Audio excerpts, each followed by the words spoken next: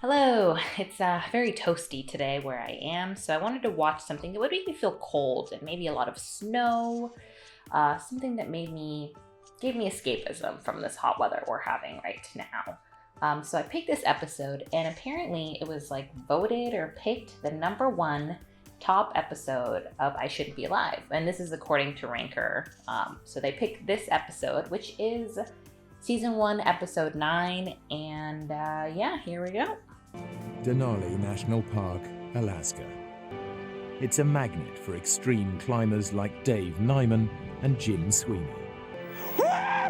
Woo! Man, you should see the view from here. This is an area as big as England. We were the only climbers in the whole Alaska range that we knew of. Jim Sweeney's idea of heaven is taking on a treacherous rock face with his good friend Dave Nyman, the man who taught him to climb. Extreme climbers. I tend to avoid anything that's prefaced with the word extreme. I like everything, tepid, room temperature, just calm. Nothing extreme. No extremes on either side of the scale, please. We've had great times in the mountains, thousands of hours, and we've taught each other a lot. Jim is a better climber overall than me. Dave and Jim are attempting a route up Mount Johnson that no one has conquered before, though many have tried. It's called the Elevator Shaft, a 2,000-foot ice climb in a wall of granite. I was looking for something steep and hard to do. I'm a fighter, I grew up as a boxer. I fought every kid in town. Once again, I try to keep my life as simple as possible. I like to minimize challenges. I don't rush at a challenge. I hide and avoid until the challenge grows bigger and bigger. Because a climb is not just the act of climbing, it's also how you interact with your partner, what kind of trust, what kind of knowledge you have of what your partner would do if something happens. I do think it's nice that they're like climbing partners, right? I'm sure that plays into the safety of you should always at least have one other person with you in case something goes wrong. And I think climbing in general is safer with two people. I'm assuming here. I don't actually know. After 2 hours of fast climbing, Jim reaches a bulge of snow above him. I'm looking for ice. I'm looking for something hard to get some purchase in. I was just kind of hunkering down, trying to keep snow from hitting me as he was fussing around up there. This is nowhere, Dave. If I can't find some rock and ice to climb onto, I'll come down. Ah!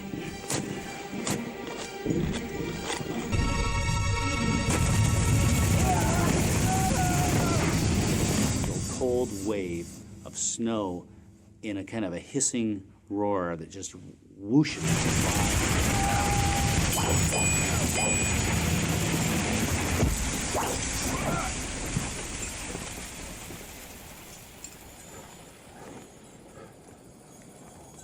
Wasn't sure exactly what happened here. I had to rewatch it, and it seems like the guy that was leading the way is Jim, and he's fallen, and now Dave has to climb back down to see if Jim's okay and to help him. He's not moving. Jim!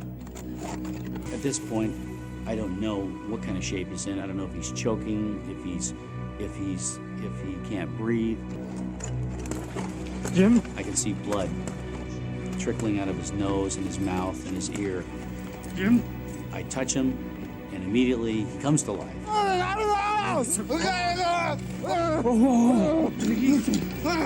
Jim, save me. I had to transition from being more or less the follower to being the leader. I knew everything was up to me from now on. Dave's first task is to get Jim out of danger. He has to lower Jim's dead weight 1,000 feet down the near vertical rock face of the elevator shaft. Man, that is tough work. It takes Dave the best part of 5 hours to lower Jim down to relative safety. Last bit, Jim.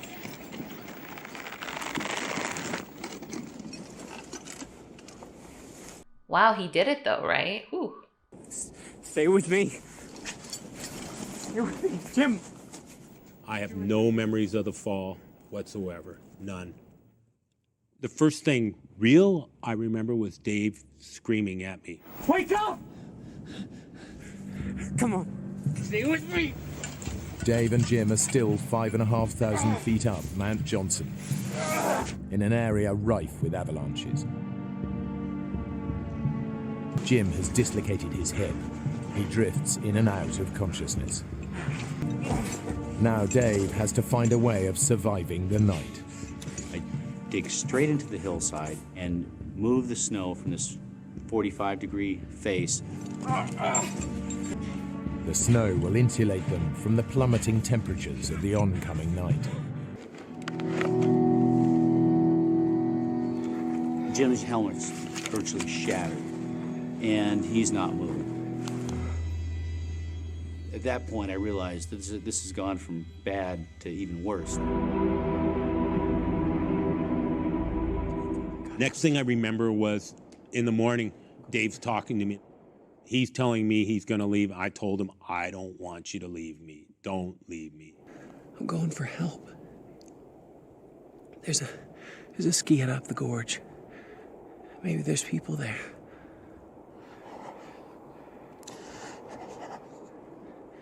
They might have radio. Leaving a partner in that kind of situation is...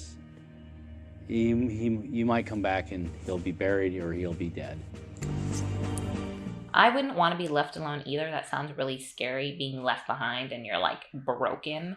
But I think it has to be done. First, Dave skis a mile down Mount Johnson to the glacier, which runs like a motorway through the mountains. The ski hut is then a 7-mile struggle uphill, a dangerous route across crevasse-cracked terrain. This much I know from watching this show is that crevasses tend to be bad because when people fall in them, it's like super hard to get out. And yeah, I'm anti-crevasse myself. I think they are another dangerous factor of being in this kind of snowy, icy environment. I'm freezing. My forehead's on fire. My body's cold. I'm laying there, I'm pounding. My heart just going boom, boom, boom. After 6 hours hard skiing, Dave reaches the ski hut. Yeah, radio. Radio. No. Oh, great. That means there's no cavalry coming today, and we can't just pick up the radio and call a plane passing overhead. Come and sit down. That seems wild to me. If you're like on vacation or on a little trip in Alaska, you're from Alaska, I guess you're comfortable in that environment. But I would imagine this area seems fairly remote that you would want to bring a radio with you, just in case. The group of skiers are on vacation. One of them is a paramedic. He agrees to go look for Jim. So the paramedic and a few of the other guys, they ski down to go look for Jim. You sure you can find him? We'll just follow your tracks. It's okay. Unable to radio for help, Dave and one of the skiers tramp out a giant SOS in the snow. We spent a lot of time together. We've been through a lot of different things. Hang in there, buddy.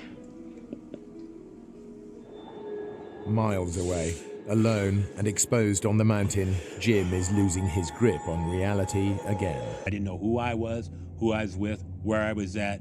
I didn't even know I was a climber.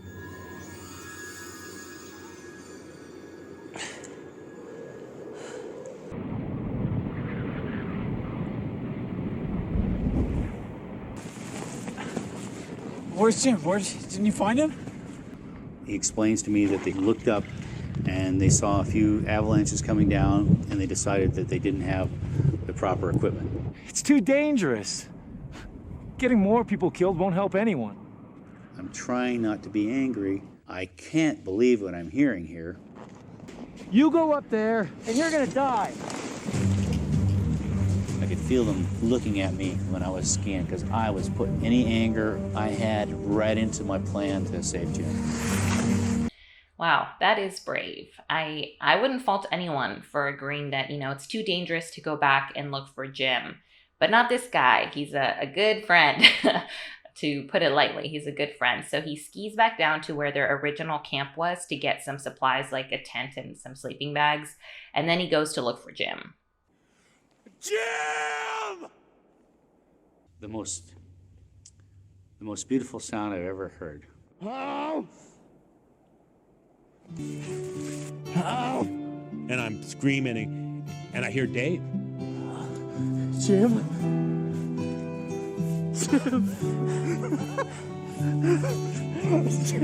He's buried in a snowslide.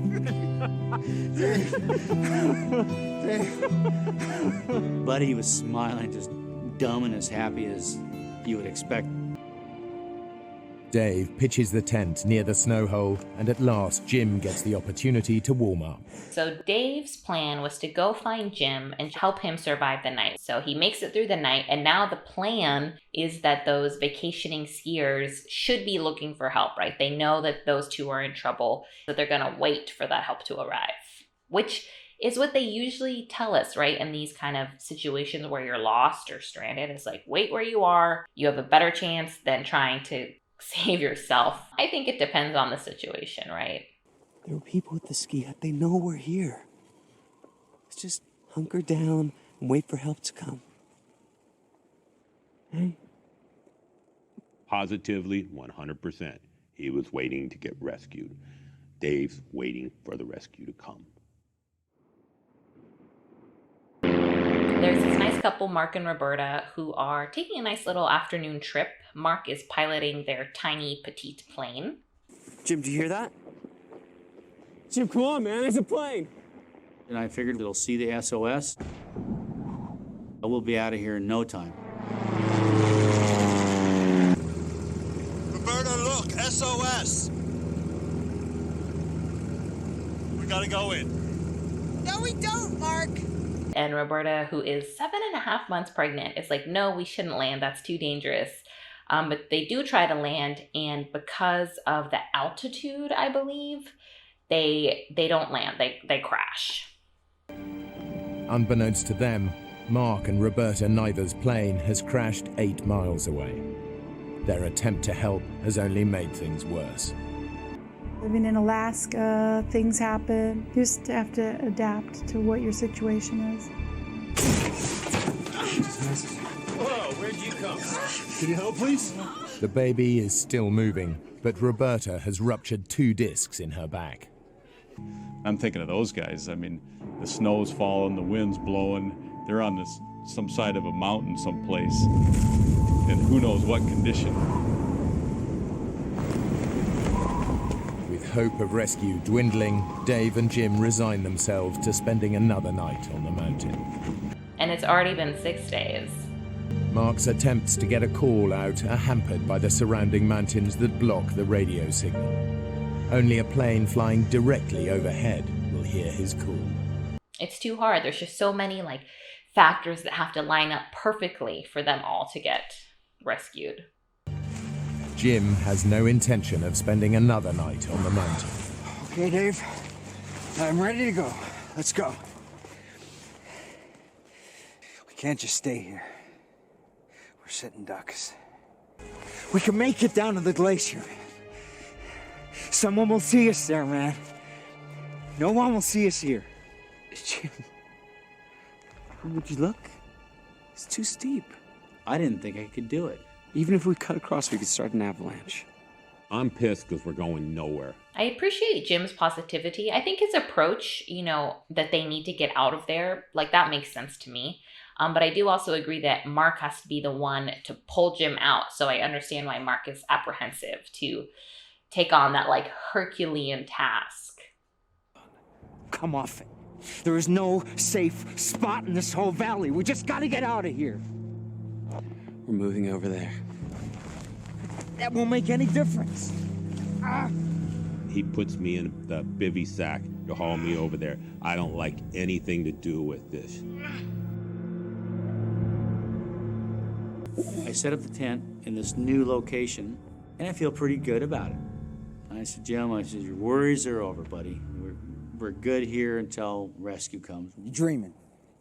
Just cut the bull. talking about? Man against nature. What a bunch of crock of BS. I want to go down, Dave. Do you want to live? Do you want to live? Then do what I tell you to for once. At the ski hut, they're no closer to alerting a rescue party. The food supply is running low, and the strain is beginning to show. I'm super confused. So say the skiers parked their car somewhere and then they had to ski in to get to their cabin. They brought enough food. Okay, sure. But if you're in the snowy environment, aren't you expecting potentially that something could go wrong, that there could be a storm, that you could have to stay in the cabin longer than expected? I'm just confused by the food running low. And then that none of them attempt to leave to get help or waiting for the storm to pass. I suppose sometimes all you can do is wait. I think the show didn't give us enough details about this. Another big old avalanche, and this one actually affects the two guys directly, and they're kind of buried under snow. It's a sickening, cracking, rumble, explosions, boom.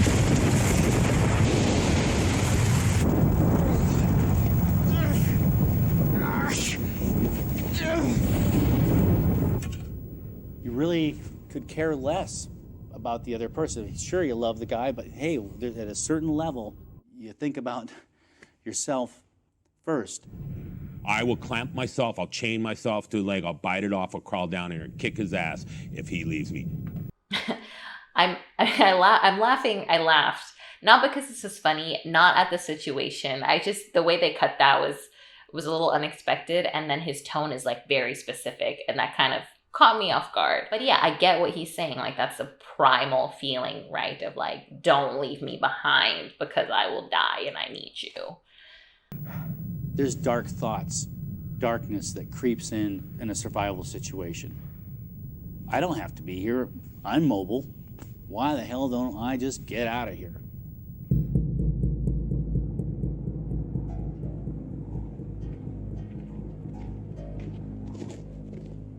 Eight miles up the glacier, Mark Niver is clinging to one hope. This morning, the jet that takes him to work on the Alaskan oil fields will be flying directly overhead. It's their best, maybe their only chance to let people know where they are. My dad flies that plane. I know the whole crew. I know that they'll be tuned in. After 7 days, the word is out. Understood. But rescue is impossible until the weather breaks. And no one knows if Jim and Dave are dead or alive. Hey, Dave. Stop snowing, right? It's time for me to take over and tell Dave what to start doing. This is a tricky situation for me. I'm pissed, but I can't give him a bad time. I want to go down. I have to work with Dave. What do you want to do? You want to go back to the base camp? Get some more food? I wanted to go, but I knew if I left, I would not come back. I had a chance to look myself in the eye and say, what's really important to you?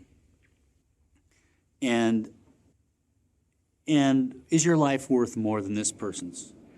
Fascinating. Wow. So Dave decides he has to contemplate whether he can live with himself if he leaves Jim behind. I'll tell you what. You get me off this mountain, I will buy you the biggest, juiciest steak you've ever seen in your life at the Double Muskie. What do you say? I want a 36-ounce filet mignon. There's no such thing. That's what I want. Well, then that's what you're gonna get. Really deciding with 100% certainty that we were gonna make it together, that I'm not gonna leave him. So begins a back-breaking ordeal to drag Jim down the mountain. Start to shovel the trail, pack it down, then go back and pull Jim. Ooh, that is some physical labor. I would imagine you take it like literally 1 foot at a time. You can't look too far ahead because you have to focus on what's right in front of you. This is the most... Day 8. Hot dog, that's a lot of days. After 17 hours, they've gone less than half a mile closer to the glacier. He said it took 17 hours to get half a mile. Ooh.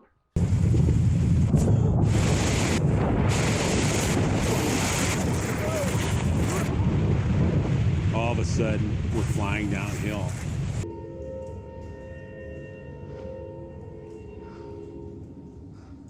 They survive another avalanche, but this time they wake up in a crevasse, the dreaded crevasse.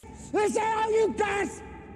I start screaming at God, you know, I'm telling him, I can take more. I can take more. Come in! But do they give up? No. Never stop stopping. Jim. Oh, Jim. There's a ramp. Ramp must have been about 70 degrees. It was just ridiculous. Okay, Jim. 1, 2, 3. It's total team effort. Total us working together. We're probably moving a foot at a time. Sometimes we're probably only making 4 inches on a pull.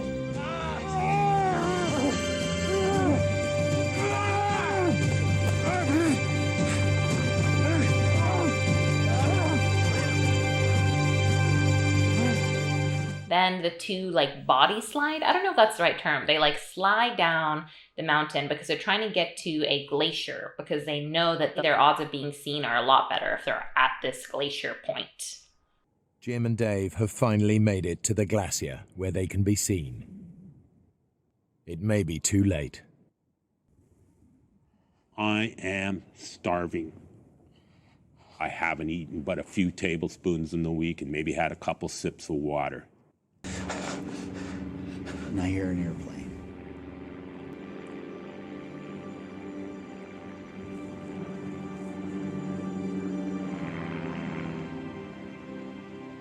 That was a great moment. It's really hard for me to, of course I broke down and cried at that point. And You did it, Dave. You did it. It's the best sound I've ever heard in my life. Get your act together. he's saying, "Don't cry, stand up, you're a hero." And so he's telling me all this stuff of how to act, you know, you saved my life, you're a hero. You don't want to be blubbering when the helicopter comes. Hey, let the man cry. He has a lot of emotions in there, and they're coming out, releasing. And I think, let him cry. Cry it out. Sometimes you need to cry. Shut up, Jim. Alerted by Mark's radio, planes have been flying above the clouds searching until the weather suddenly cleared.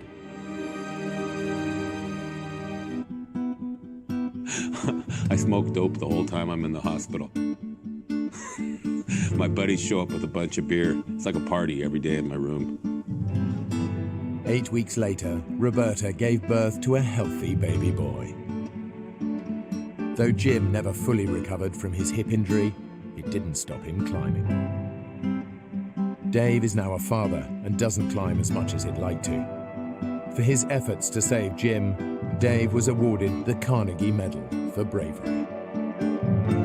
That was a good episode. I will admit that I'm surprised that Ranker ranked it #1.